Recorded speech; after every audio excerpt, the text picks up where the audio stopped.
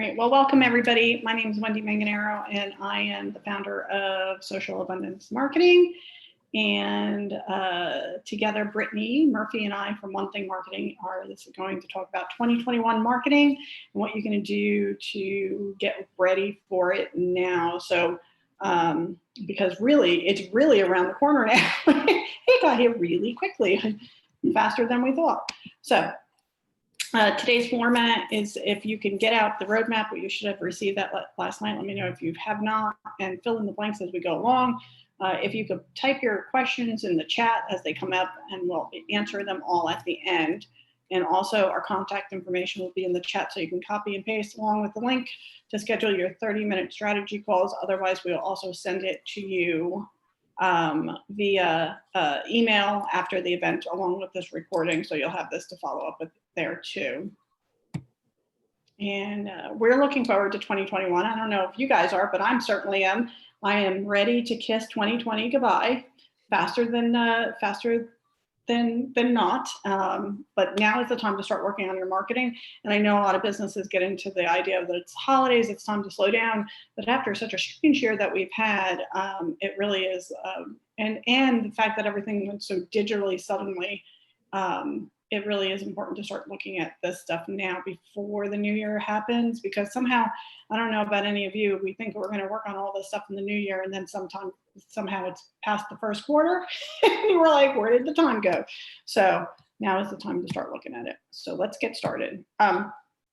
We're going to do a brief overview of social media and what sites you should be on in 2021, and the reasons why you should be there. So ideally, you need to be on whatever site your target market is on. And what happens is, in the world of social media, a lot of times people come to me and they go, well, I don't like to be on Facebook, and I'm not on this, and I don't know if my people are that. And they don't ask people, they don't ask people what they are on. So what happens is, and excuse me 1 second, I just have to escape out of this because I forgot that I can't do anything unless, give me 1 second. Brittany, I'm going to make you a host. I'm going to make you a host so that you can let people in, because I can't do both things. Okay, so then we'll continue. Sorry about that. All right, so sorry about that. So what I was saying is, you need to be on wherever your target market is. And so ideally what you're looking for is, if you have customers or patients, talk to them, ask them directly, what site are they on? And a lot of people have made the shift in 2021, whether it's because they don't want to hear drama or they want to see something funnier, and they've made these shifts on social media sites like never before. So more importantly, you also need to be, whatever site you decide to be on, you need to be consistent. So if you talk to people, you talk to your current clients, you ask them how they found you or where they're staying at, ideally then you want to be consistent on the site that they're on. So let's say they say to you, like, no, we only still are on Facebook, or we're only still on Instagram or Twitter or LinkedIn.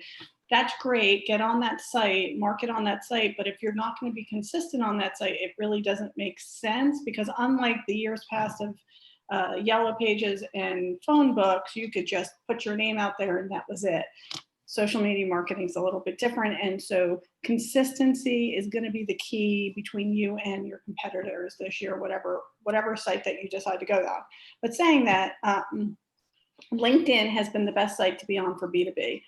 The shift is that professionals are not networking like they were. If they are, they're virtually networking, and suddenly your contact on your LinkedIn list is that big networking group that you went to and you would work the room. Now it's really time to work your contact list on LinkedIn if you are a B2B business. If you are referral based in any shape, way, or form, it's time to build those relationships. And then Facebook and Instagram still will win out for B2C. So depending who your target market is, that's who you want to make sure that you are talking to, and make sure that you are on the right site for your target market. But again, best way to find that out is to ask your customers. Send out a short survey, put it on right on your social media.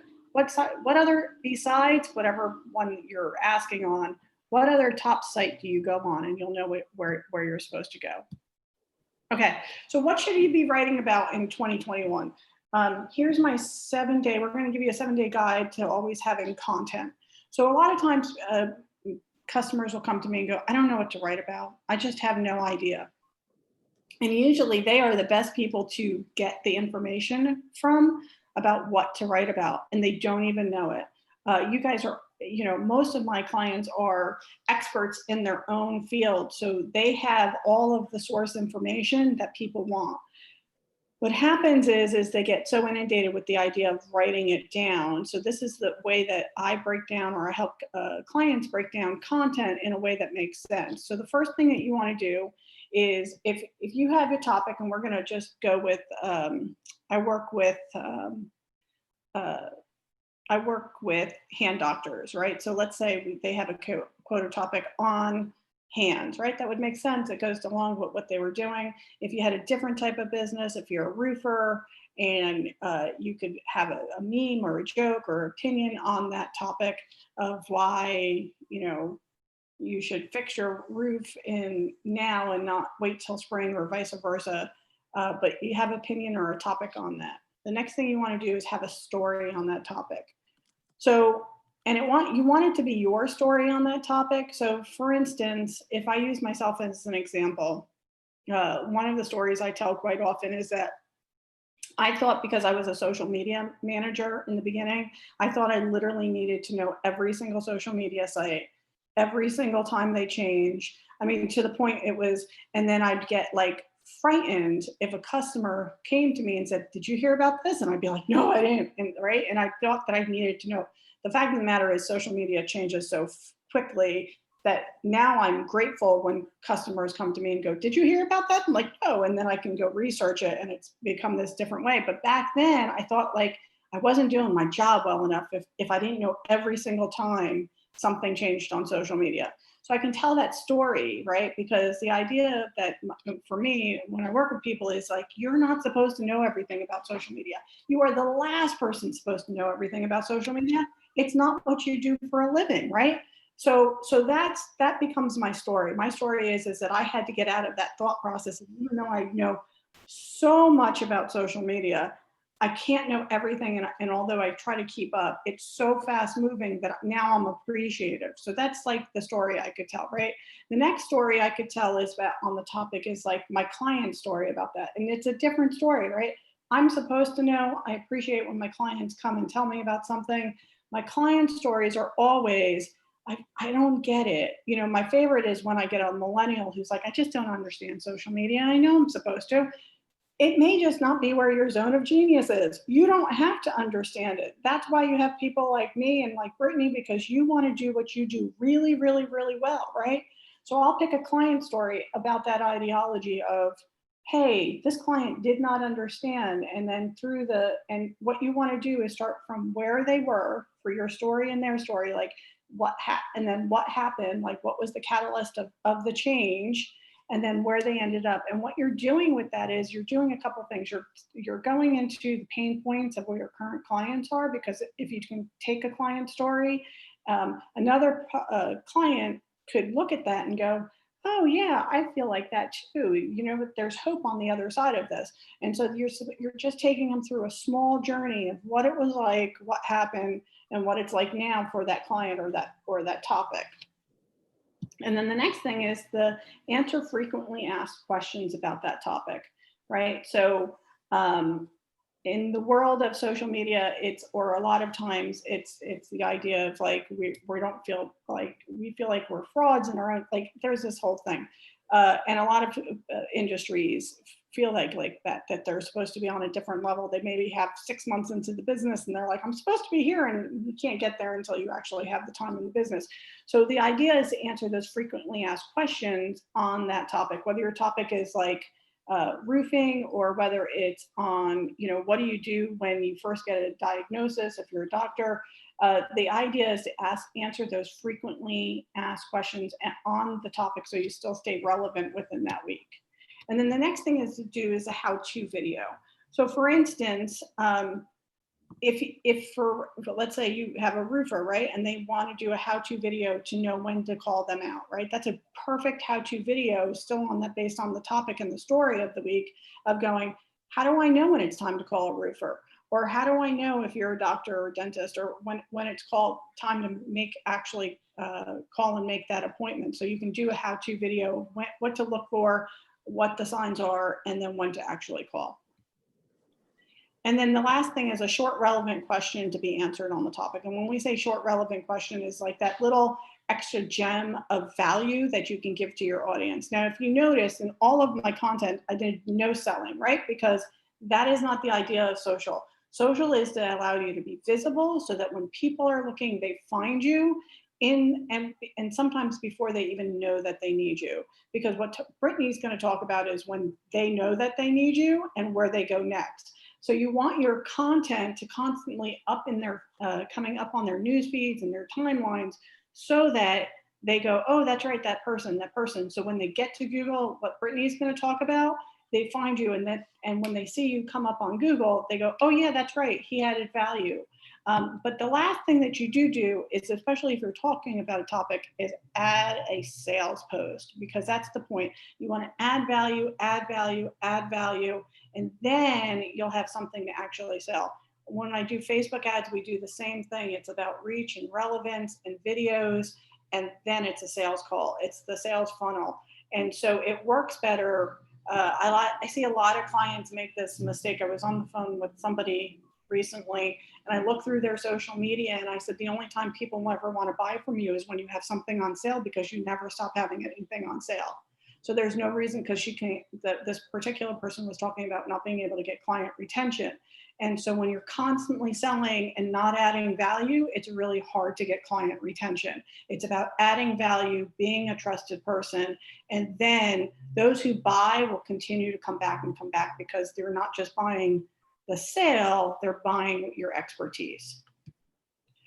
So how do you get people to engage more with your content? This is a question that comes up often for me.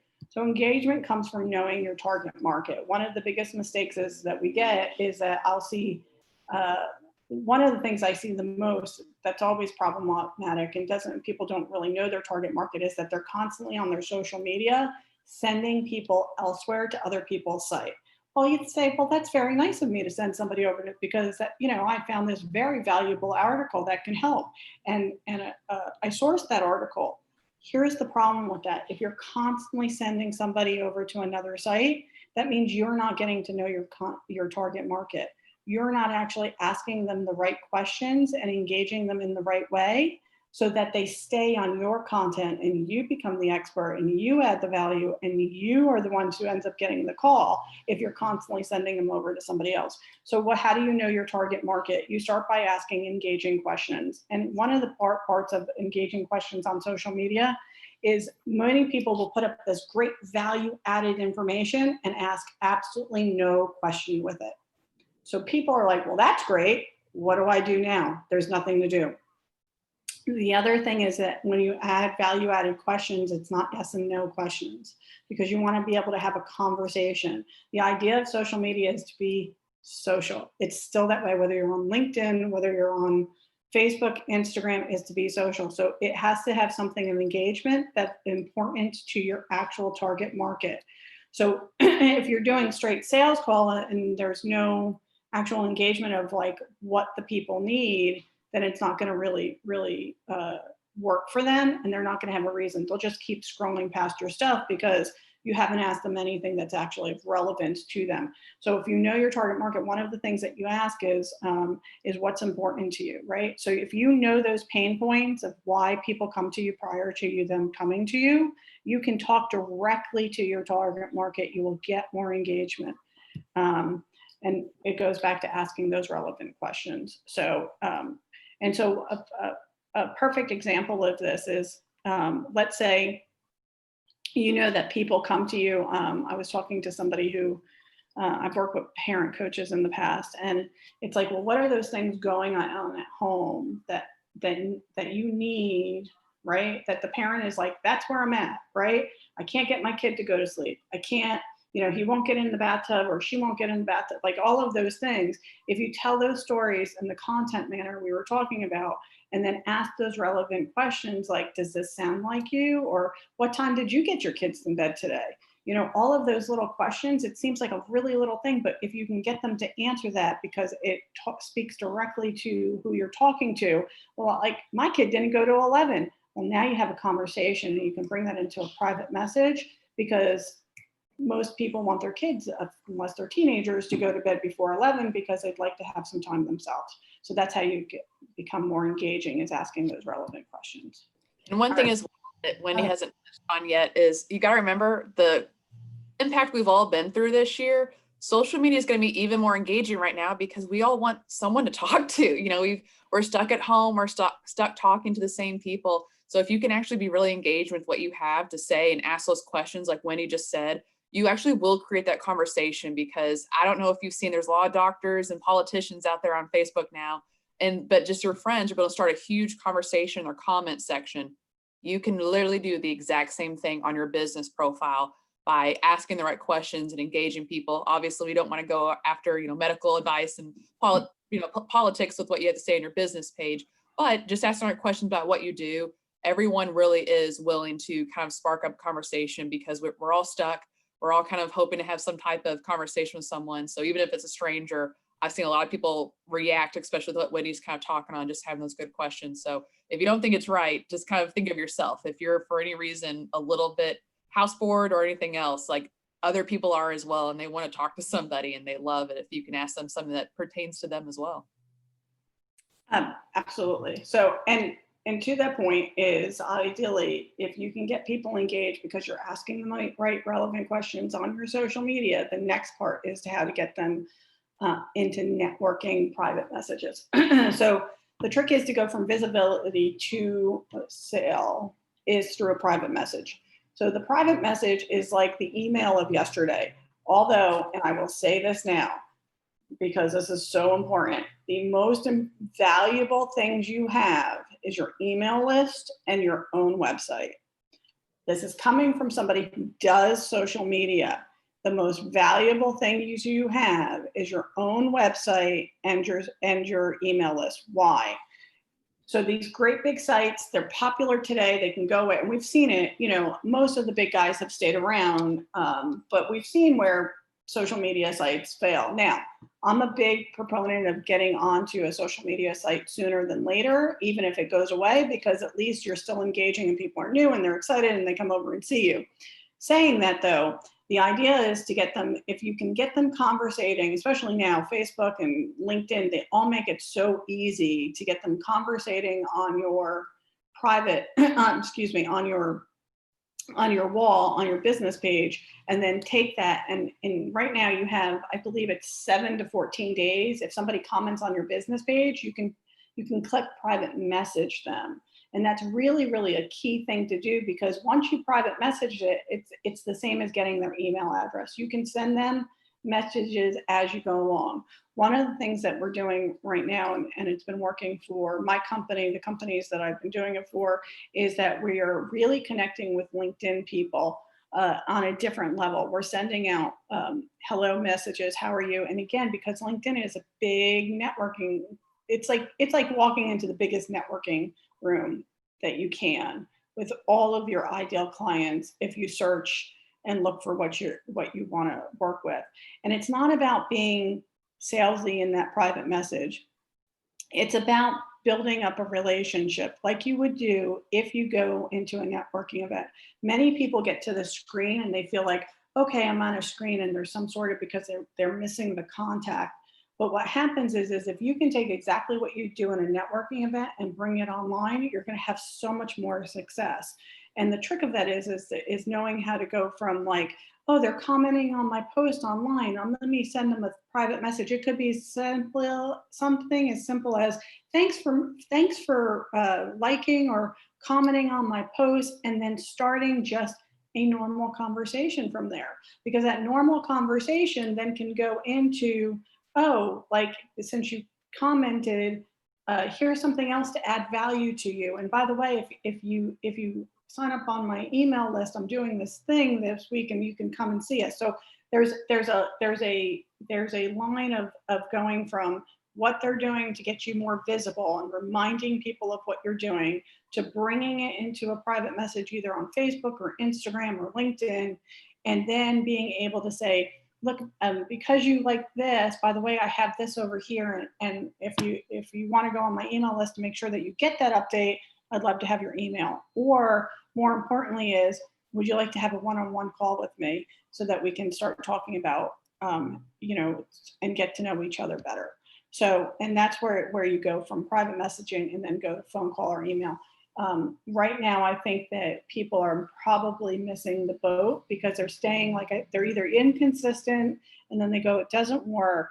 But if you're consistent about going from visibility to actually talking to people and having relationships built with them online, you'll find that people are still buying.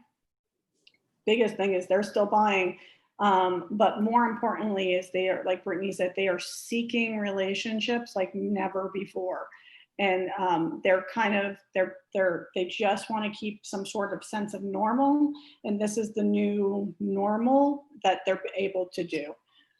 All right. And then, so the last thing I want to talk to you about is how to get people excited about going to your website or storefront. So a lot of times I will get businesses who come to me and go, my website's done. Nobody comes to it. I'm like, well, did you tell anybody? Or they're opening a business and they go, well, I'm not getting clientele. And I'm just going to tell you, the biggest mistake businesses seem to make is because they tell no one it's coming. So I'm going to tell you a little bit of a story really, really quickly. I work with, and it's Brittany's client too, but we had a prosthodontics who we worked with before, right at the beginning of the pandemic, excuse me, they decided to leave what they were doing and go out on their own.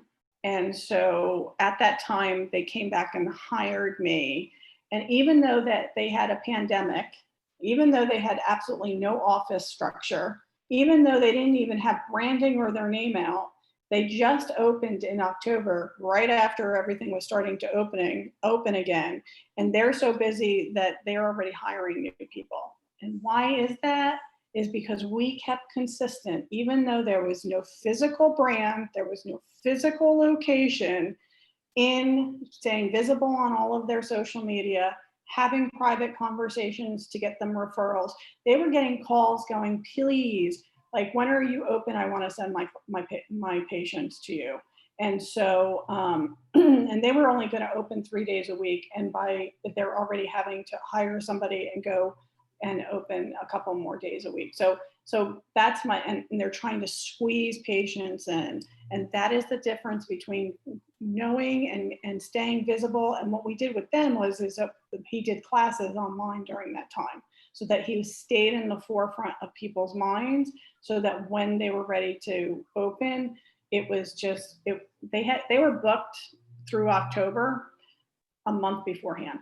And so that's the difference between going from this idea of like, oh, I'm just working on my website, let me not do any of the social stuff. It really has to be a combined effort. And now I'm going to let Brittany talk and tell you how to make that phone ring.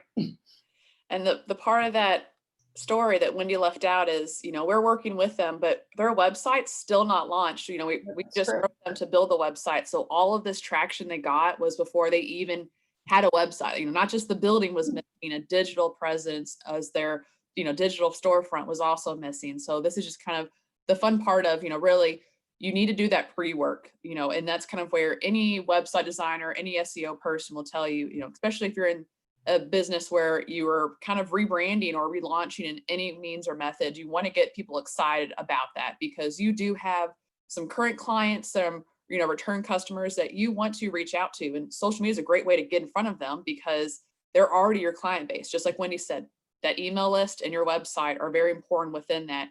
You can use that for marketing, and that's kind of stuff that Wendy did with it. So it's just kind of really fun to see that you can actually have attraction for something, given we still want a website, but you can do all these things before you get to that part to really kind of build it. So what I'm going to talk about now is, in a sense, you're an established business potentially, or even not, but you have a website.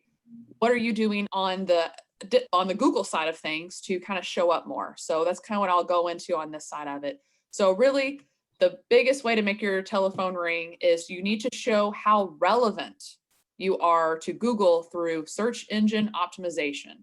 So please look and see how it's said now. I will probably say SEO a lot. It might sound like SEO, a CO. It sounds like a lot of things when I go through and I talk quickly. So anytime I say that, it's SEO is for search engine optimization. So this is really in a sense where we want to make sure that you're doing everything as by the book as possible. So your website only ranks on Google if Google thinks that you're sharing on your website what people want to know. And so what they think people want to know is obviously, the thing we're used to is we type in keywords and then it gives us, based on relevancy, a list of websites that rank in correlation to that. And so that's what they're doing. So SEO is where you create the right content, add it to your site, and optimize it. So you're basically showing Google that you're a real resource and you're an authority versus the competitors in your industry who are trying to do the same thing.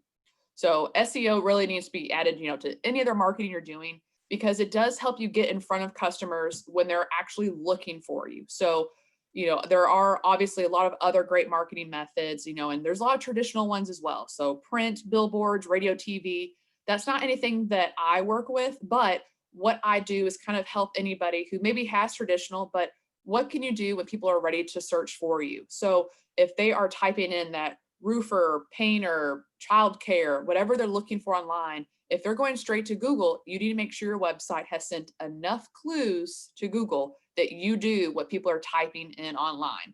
So that's really all it relates to when I talk about search engine optimization, is that you're sending enough clues to Google of what you do, so therefore they find you as relevant when you look for it. Alrighty. So as far as that, okay, Brittany, great. I understand I need to do SEO, but what should I actually write about to get found online? So this is very simple, and it's what every website should have today, if you have one, is you need to have service or product pages, and even blog posts can encompass this. So if you only have one service, let's just say you do home inspections. So home inspections is a one-off service that you provide. Well, you're going to have service pages about that, but you're probably going to want to create some blog posts in addition that can talk about different scenarios in which you can be in. So all of these service and product pages, they send clues to Google, as many as possible, that you are an authority. So an authority means you are relevant to all the Google search results that they're typing in. So again, if I'm talking about that home inspector, then he needs to make sure that he has all the home inspection type of keywords and content on his website that people are talking about. So a great example of this, and Wendy touched on it in her 7-day plan. So this are all things that can go hand in hand. These aren't, in a sense, two separate plans. So one of the things Wendy had in the 7-day plan was answering frequently asked questions that your clients ask you. This is also a great way to create content and more content for your website. So if either you answer the phone or you have a receptionist or an office manager that answers the phone, have them write down and just have them do it for a week. When people call and book for the first time, or maybe people don't book, but when a person calls for the first time, what are they asking that receptionist when they book? So have them write those questions down, and anytime a question repeats, have them put a little tally mark next to it. So maybe it's pricing, maybe it's the time frames in which it takes to complete something. Any little thing or question like that that people are asking the receptionist or whoever answers the phone, they are most likely also typing this stuff in on Google. So if you can actually create a blog post that answers those questions for them, then you're already, in a sense, potentially getting found by people who are typing in these questions. And now they think of you as an authority because you answered their question versus your competitors. So it's really all about kind of doing those things to make sure that you stick out from anybody else. So I know we've all heard content is king, and it really still is. And so, but the premise of this is it needs to be good content. Obviously, I would love great content. We all don't have time for great content sometimes, but it does need to be good. And by good, that means it needs to be resourceful, helpful, relevant, and optimized, because if it's not optimized, we may never rank for it. But if it's not relevant or resourceful, it could be optimized, but it's still not going to rank. So all these things need to go together, because at the end of the day, the more you can answer a question for someone, the more time they spend on your website, and the more time Google sees that, they say they must be providing something that's very helpful because people are spending a lot of time here. I probably should start to rank them a little bit better because it seems that this is the last stop people go to before they get off of the search result. It all feeds into each other. So if you're having any questions on what to write, the biggest thing is, let's just say on a service page, answer everything you can about it. So, I know I'm using a home inspector as my type of example. So a good example for that would be to answer who, what, where, when, why, how. So answer all of those questions you can about your service or your product, just so you can have enough content in these pages. So therefore Google can see and kind of get those clues. So that way, if you actually have enough content, you can use those keywords of what you do in those pages. So it's actually targeted. And so that's kind of really, in a sense, why when I design a website, or my company does, we want to make sure that every single service or product you have has its own specific page. So it's kind of the biggest thing is every page needs to be just about one type of relevant term.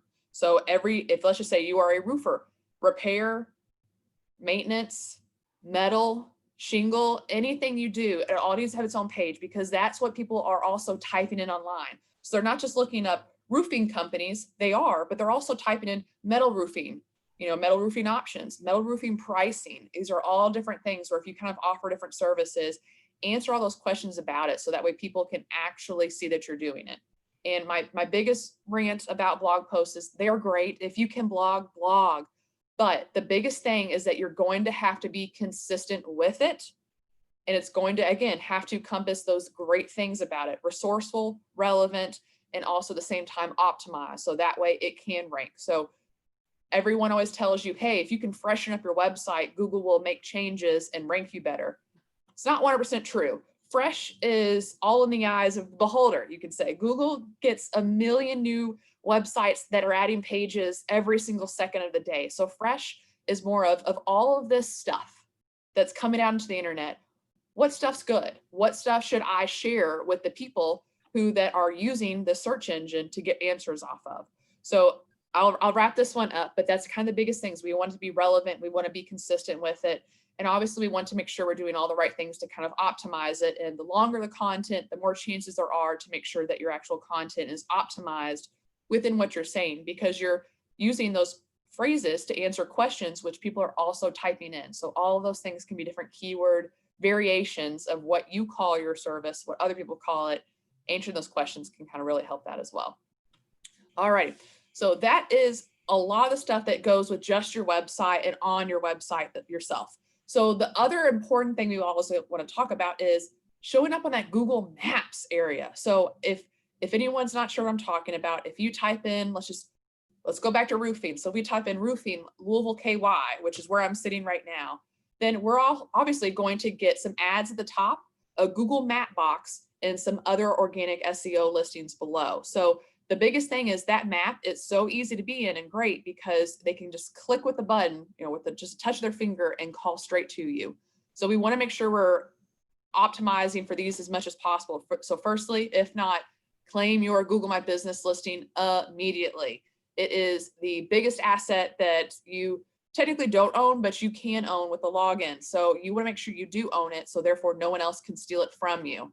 Secondly, you want to optimize your website to make it rank. So, Brittany, what the heck? I had to make my website rank for it to show up in maps. They play hand in hand. So really what I just talked about in that previous slide, making sure you write content for your website. So therefore Google knows you are a roofing company. When you have your Google My Business listing that also says you're a roofing company, your website links in that, Google sees the tie between the two. If it loves your website, it's going to love your Google map.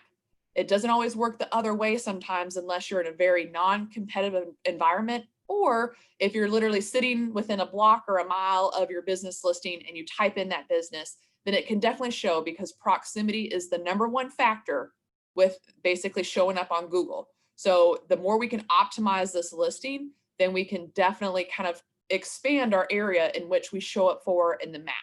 So the other way, other than just optimizing your listing and optimizing your website, is please, please, please get more reviews. So it's imperative. I think we all kind of know that, reviews are the new word of the mouth of today.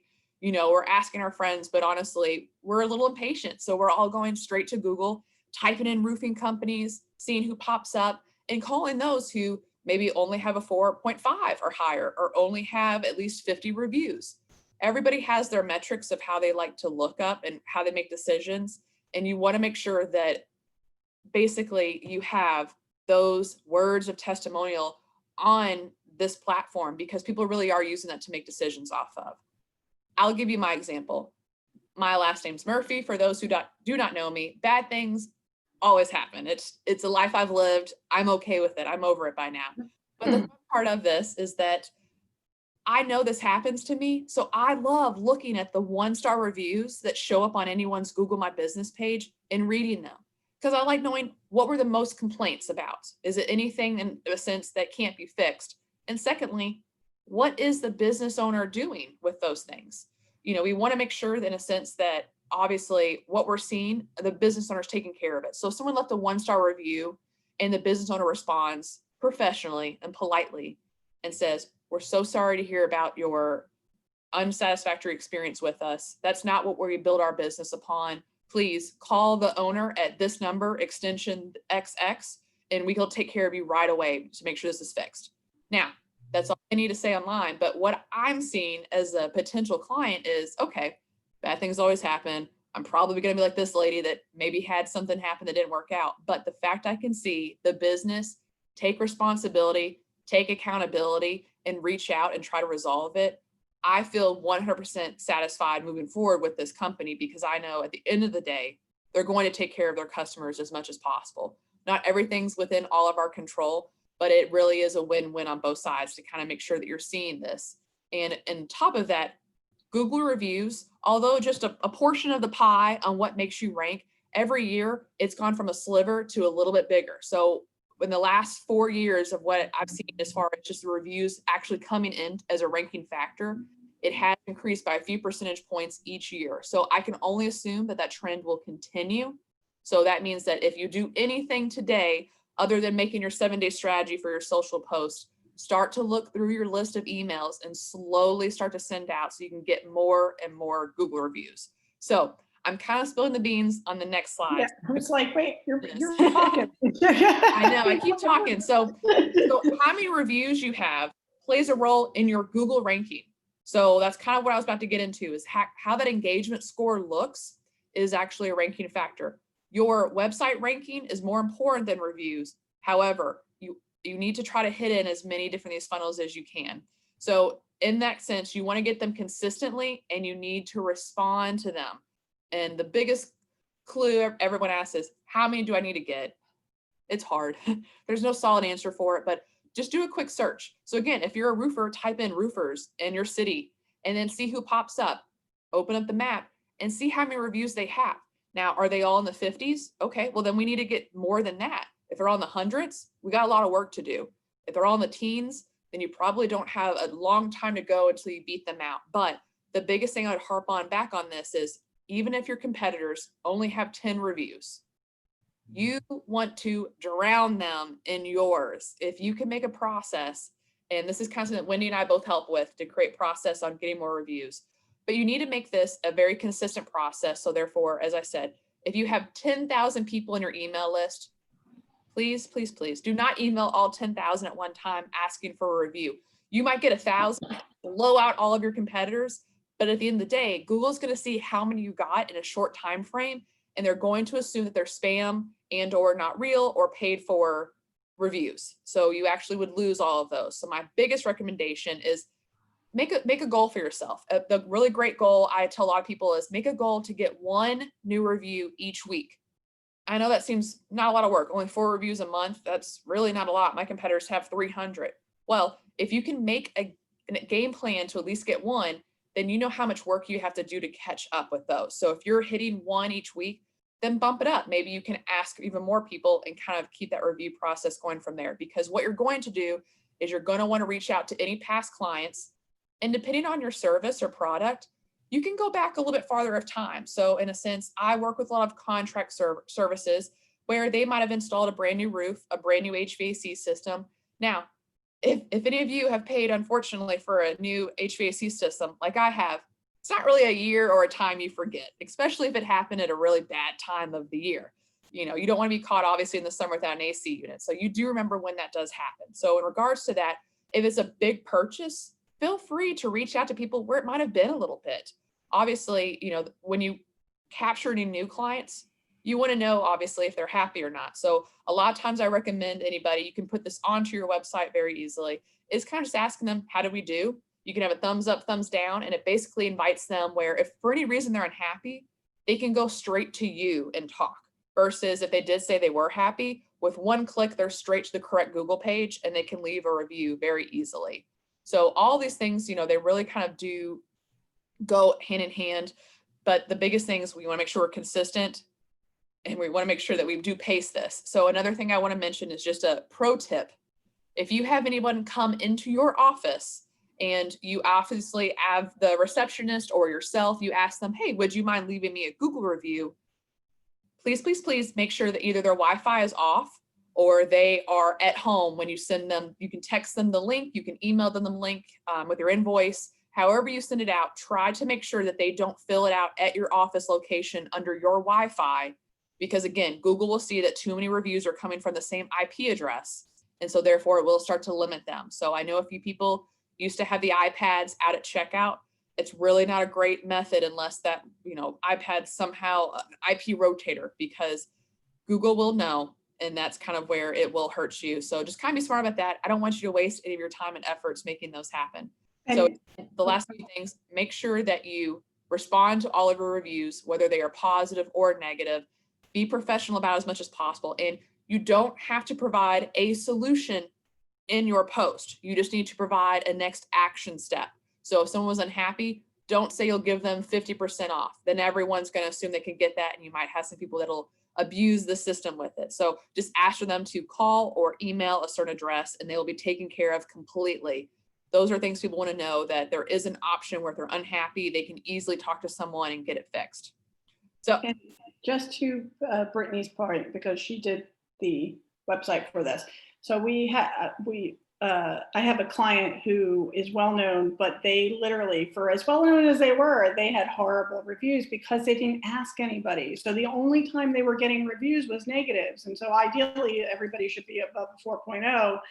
And it took about a year, but they've had a 600% increase in positive reviews.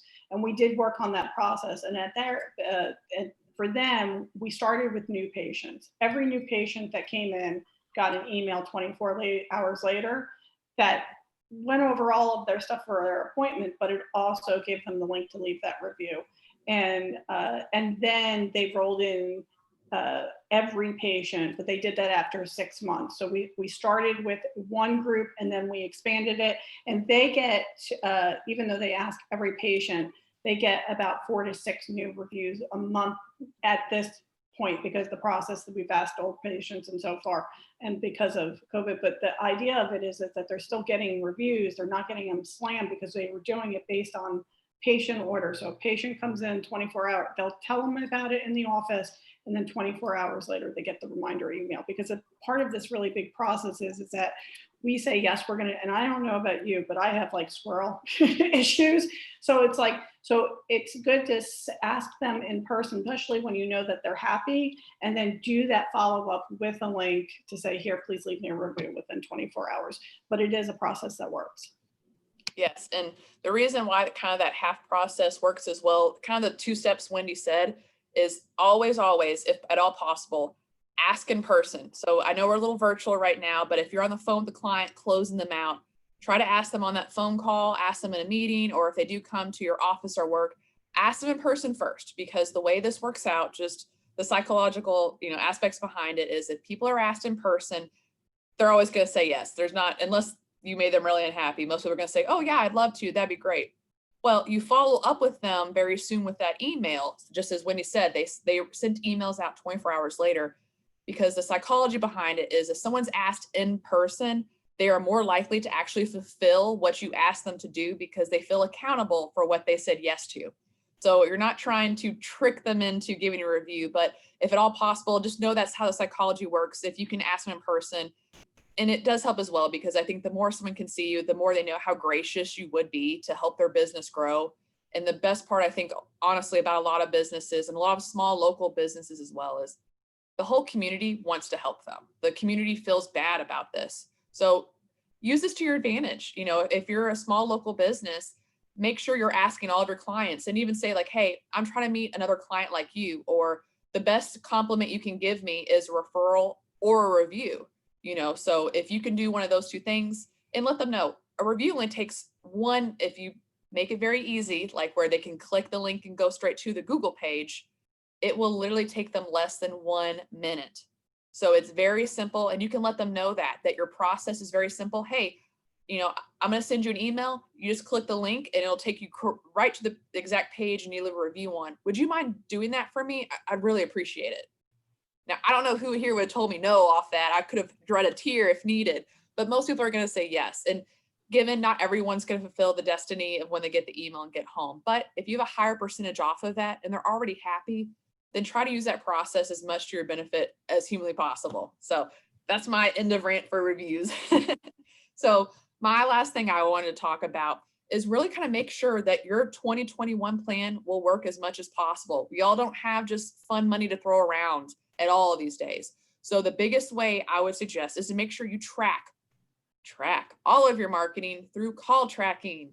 So this can be used on your website, your Google My Business, any social media channels you have, and even traditional marketing. So what I mean by this is you will actually have a separate phone number, and a lot of companies, I can help with this as well.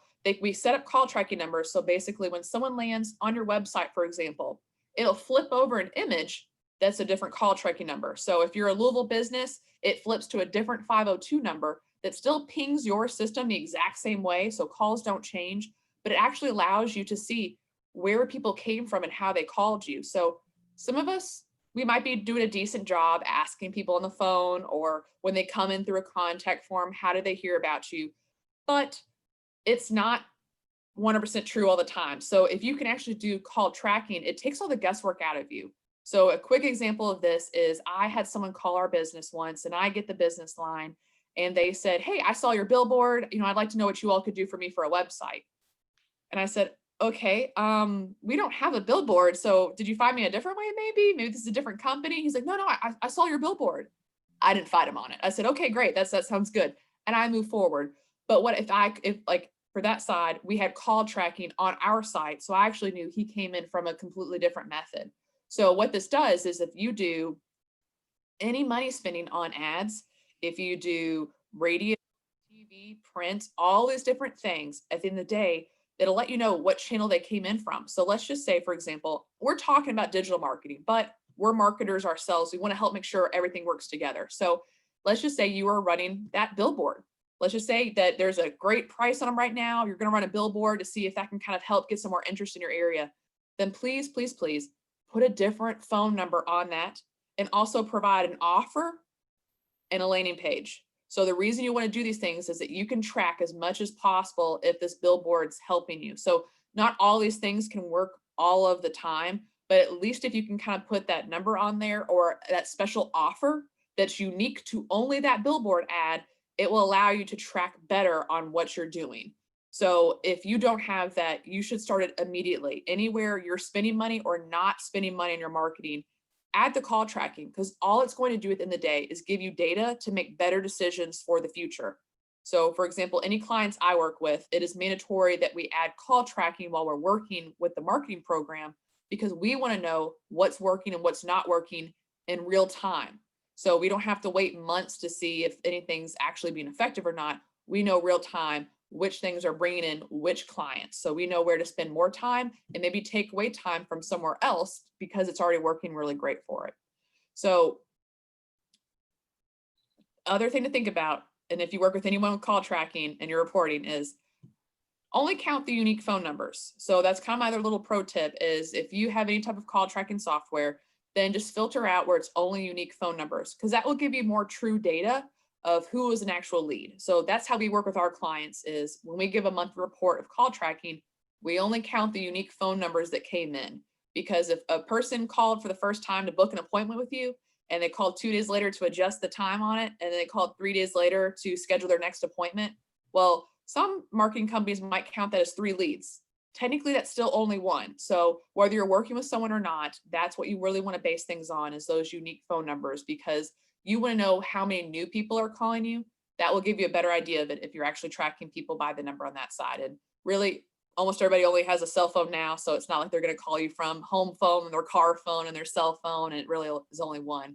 You're most likely getting out a lot of those people on it that kind of go with it. And again, that coupon offer code is a great secondary way to track these things. So therefore, if your receptionist answers the phone and someone says, hey, I saw a coupon for $20 off a service, I'd love to take advantage of that. When can you all book me? The person can tally. All right, they had the $20, but you do different numbers, do crazy numbers. If you've been in business for 18 years, then make it an 18% off coupon, kind of use some crazy numbers with it. So therefore, if they say 18 versus 19 versus 21, you know exactly which way they came in, because they could be picking out that coupon that initially brought them in for it. So there's some really fun ways to do it. But the biggest thing is, if you can add as much tracking to what you're doing as much as possible, that will really tell you where to spend more time. So Wendy and I work together on each other's marketing, and that's what we provide each other. Even as a marketing company, we provide her with data and she provides us with data, because it helps both of us figure out what to do. So whether you're with a marketing company or not right now, try to see if they can intact, like basically put these things intact for you, because then you can actually have some data. Maybe you can give them some better things of what you're seeing happen with your business to help their marketing plan go even better. That's what we ask our clients to do. And that would be something that is very beneficial to tell your marketing company, if you're with one, things that you're seeing on your side, trends to kind of help make sure they all match together. So that ends my rant on the call tracking. So all of these things in together, as far as the last 5 I've talked about, they really don't go hand in hand with the website. And again, all the content you're talking about is really all the things you can break down into different posts to create your social media guide that Wendy told for you. So I'm going to stop. Wendy, if you have anything, I believe we might have. If you can read the questions, actually, I'm going to stop sharing screen because I cannot see. I can't see anything while I'm sharing screen. So. Yep. So we have 2 comments from Ahmed. That was great. Thank you, Wendy. And Faye just said, so good. This not only helps your SEO, but helps to ensure that when your potential client comes to you, they're more educated about what you do, what that means for them. So that's absolutely right. I would love to open the floor up if anybody has any particular questions, maybe about your business or a little bit more just kind of in depth. We'd be happy to answer those. And maybe while you're all thinking of those questions, if Wendy, if you'd like to tell them what we had as far as an offer for all of them today. Yep. And so today we both are you'll get an hour between the 2 of us. Both of us are giving out free strategy calls. So we will have that link sent to you in an email with this recording, and you can set up a time to meet with us and talk about your business specifically and how these 2021 marketing tools can help you where you're at in business. Because as important as everything we said is absolutely valid, it is where we're at for this year, but each business has a little bit of, this is where I'm at, and so we can tweak and talk to you specifically about where you are in your business and what will work and what won't right now. And that's really important, is that these tools are really, they're awesome, but if you're a roofer to a doctor, what keywords you're going to need are going to be different. How you write those stories, whether or not you're, especially if it's, customers who give you permission versus patients, it's a whole different, depending on the industry you're in. So what we do is during this strategy call is help you come up with a little bit more detail to you and your business, because you and your business is going to be different each time. Based on what you do and what industry you're in. So is there any questions from anybody? Oh, any B2B specific tips? Sometimes we connect with people who may work with a business we would love to work with, but they are not the decision making. Okay, so here's the thing about this. This is for what I'm doing right now. And this goes back to that LinkedIn idea, especially when it's B2B. So ideally, one of the most important things you can do right now is have a, I find that I go to people's LinkedIn, and it is not, talk about SEO. LinkedIn is its own little SEO site within itself. And if you ever notice that when you Google somebody's name, many times their LinkedIn profile will come up on the top of Google. And here's the thing. Most people have their LinkedIn based on what they do for a living. So they'll say something like founder or vice president or owner, and that's their title tag underneath their name. The problem with that is that most people are not looking up president, vice president, founder, controller. They're just not looking up those terms because that's not, recruiters may be, but not your target market. So one of the things is if that person is not the decision maker, is go look up the company on LinkedIn, find out who the makers are. You do not have to feel slimy about this. I promise you, this is not a slimy thing, but find out who those decision makers are, connect with the decision makers. My biggest tip that I can give you today about that is do not send a message with it. That becomes really salesy and slimy. I can tell you right now that if somebody sends me a pre-message, unless they literally know somebody I know, like really know well as a connection, I will not accept a connection request. Most people don't because they don't want to be sold to. And you've all seen it where you get that LinkedIn connection and there's like a message this long of all the services they offer. You're like, no, I'm not buying from you. Like, I don't even, so don't send a message, just send a LinkedIn connection request. Once you send the LinkedIn request and they accept, that's when to send a message. Because here's the thing, you already have their buy-in because I said yes to connecting with you. From there, then you can start a normal conversation like, hello, how are you? Like really normally, nice to meet you. Any of those things. You don't go into any type of sales thing. All you do is have a really normal conversation and go and be nosy on their LinkedIn profile. Look at what they're commenting on, look at their activity, and talk about what they're doing and ask those relevant open-ended questions. At some point in time, they will say, how are you? What do you do? And it will be just like a normal networking event. And so that's what I would say for B2B specific tips. You don't have to go into that slimy sales mode. What you can do is just like you would do with any other relationship, is go and be interested, be curious about them, and go from there. It really is the way you conversate with them, just as if you were in person at a normal networking event. I know feels like years since we've been able to have an in-person networking event, but it really does work that exact same way. Because even a conversation I've had that I used Wendy's method with, I had someone that I was just kind of asking how things were going. We actually kind of like seem like friends now. And then they they sent a message to me days later after I really wasn't talking to them and just asked, hey, would you be able to help me with what you do? Or, do you mind if I pass you along to our marketing person? And that was kind of where I literally said nothing salesy. The only thing that was kind of maybe, if you want to consider it salesy, was inviting to the webinars. But again, that's just as if you were at a networking event, you'd invite them to check out your resources. We do that in person, so doing it online is not much weirder. So that's kind of where, in a sense, I'm definitely B2B with you, Faye, as well. So that's kind of where, in a sense, that strategy has really worked out to kind of get in touch with some people. And the best part is, if they're not ready right now, you're now connected with them and you started some type of conversation. So if things ever do change, they're already connected with you. So if they use LinkedIn like they would Google and they type in, who does videography, they're typing in people who are close to them, they'll see you as a connection. And that's kind of sense where now you've already built that relationship, you've done that groundwork. It could be months or years later, but because you did that just as you would in person, having a good face on, being nice and helping people, they're going to remember you when it kind of comes back down to that time. So it's hand in hand, very beneficial.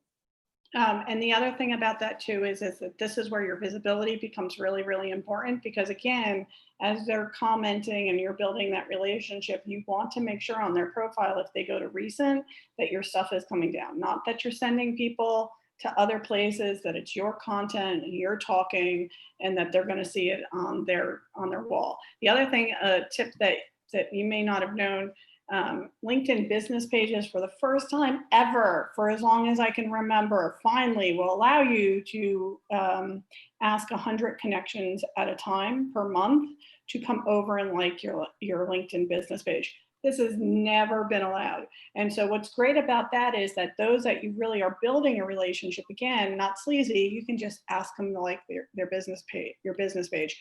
One of the things that I know for sure, and this is what people forget. I don't have any of my clients put their content out on the same day on the same social media platforms. We switch it up on purpose. Saying that though, the reality is if they connected to your personal profile and your business page and even your Facebook page and your Instagram page, they're never going to see all of your content because we just cannot see everything and be in all places as things are posting. So you can reuse and recirculate your content throughout the platforms, just don't send it all out at the same time.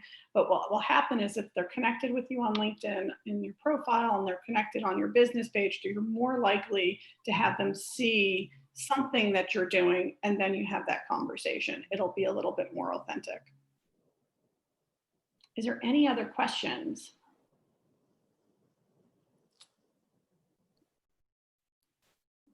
All right, well, if there are no other questions, we will email you the link. We look forward to speaking to you on our strategy calls, and we hope we've given you a great presentation.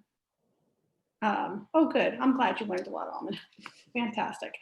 We look forward to talking to you, and in the meantime, have a great holiday if we don't speak to you beforehand. Thank you. Thanks, guys.